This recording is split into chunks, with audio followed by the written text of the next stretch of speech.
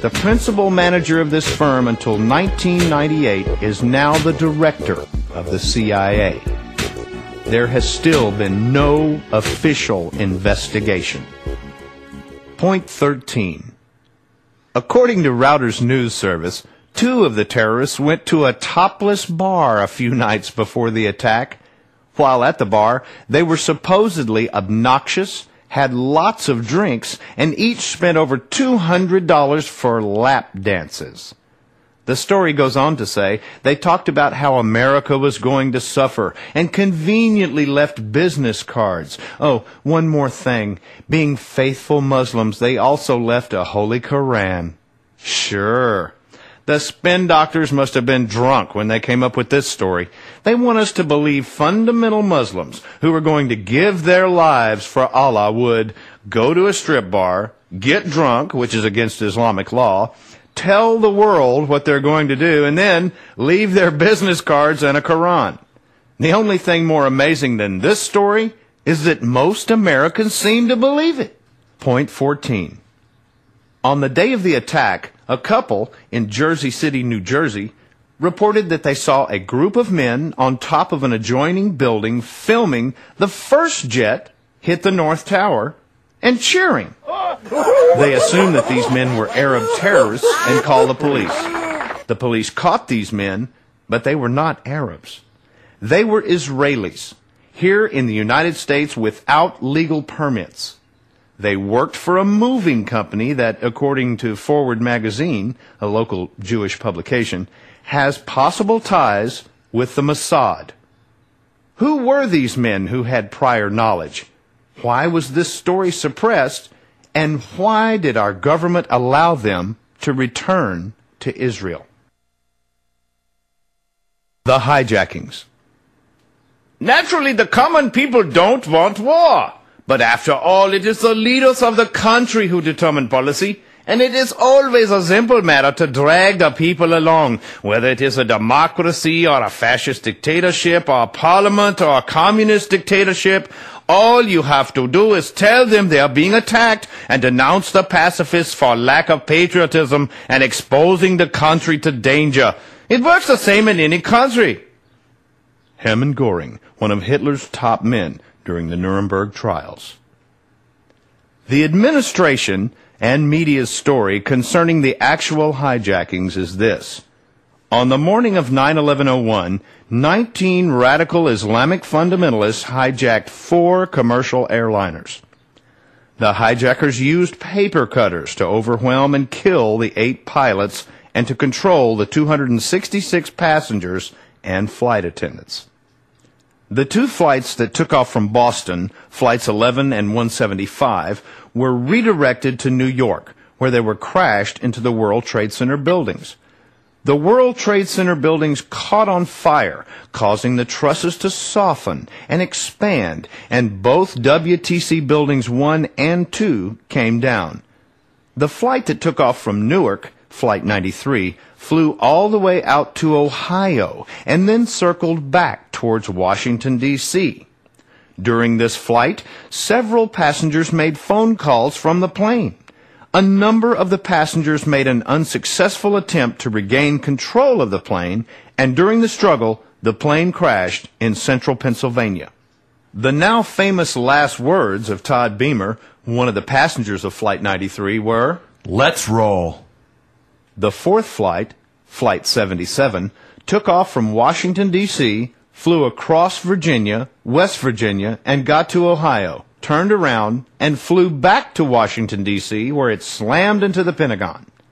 This is the story that a vast majority of Americans have repeatedly been told and believe. The following list of objective facts, worthy questions, and valuable insights into this segment of the 9/11 events are essential to making good decisions as to what really happened. Point 15. Of the 8 pilots on the 4 flights, 6 had military experience and were considered men who could take care of themselves. Is it possible all 8 could be overwhelmed and killed by hijackers who were using paper cutters? Further, is it possible none of the 8 pilots could take any evasive actions or send out alerts to the FAA?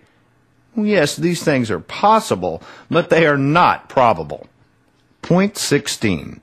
2 supposed pilots of hijacked Flight 77 were Khalid al-Midar and Nawak al-Hamzi. This is the flight that disappeared over Ohio, came back, and pulled off an extreme spiral maneuver, leveled off, and hit the Pentagon. Flight instructor Rick Garza at Sorby's Flying Club had this to say about our ace pilots. It was like Dumb and Dumber. I mean, they were clueless. It was clear to me they weren't going to make it as pilots. Point 17. Flying jumbo commercial airliners is not like driving a golf cart. There are significant skills one has to learn. First, the pilots who were not from this country would have to fly by sight for several hundred miles. Secondly, the pilots on flights 175 and 77 were said to have brought the planes down from 30,000 feet, performed fast and tight 280-degree veers, and hit their targets with bullseye precision, all by hand. Give me a break. A commercial airliner creates 1.5 to 2 times the normal gravity when it turns. With turns at this altitude, this speed, and this degree of tightness, the plane would be pulling 6 to 7 times normal gravity.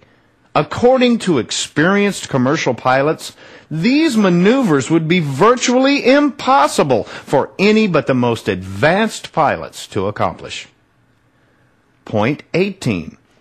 Very few people are aware that the Telegraph, a paper out of New Hampshire, reported that flights 175 and 11 crossed paths at the same moment, directly above the Stewart International Airport in New Windsor, New York. Well, what a coincidence. One of the controllers of this facility is reported to be also the controller of the Egypt Air Flight 990 that crashed in 1999, when the pilot supposedly committed suicide. Interesting. Point 19. It must also be noted the FAA has not released flight path information or the full voice recordings of the communications between the planes and the FAA. There are 2 black boxes on each large airliner, and these boxes are built to withstand major crashes. Thus, it is a bit strange that the FAA says that most of the information on all 8 black boxes of these flights was destroyed. Point 20. Few Americans are aware of a technology called Global Hawk. With this technology, flying drones, which look very similar to commercial planes, can be maneuvered with great precision. Many believe that this technology can also be used to override the manual or auto control of a commercial airliner, and perhaps could have been used on 911. 21. The official story is United Flight 93 took off from New Jersey, was hijacked, and flew out to Ohio, where it turned around and headed back towards Washington, D.C. Supposedly, the passengers made several calls to loved ones, and Scott Beamer and others made an attempt to take back control of the plane. During the fight, the plane crashed. The problem with this story is that the plane did not